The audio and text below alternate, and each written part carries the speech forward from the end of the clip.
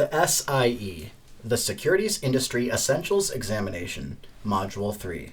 Module 3 covers 3 subject areas, with the following number of questions in each. New issues, 5 questions.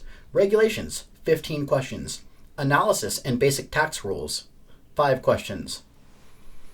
Let's begin with new issues, aka underwriting.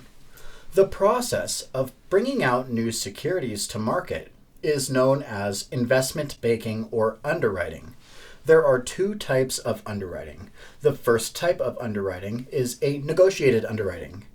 It is primarily used for corporate securities. It's that famous old boy network where one investment banking firm has a relationship with another investment banking firm that it brings into the deal. The next type of underwriting is a competitive bid underwriting.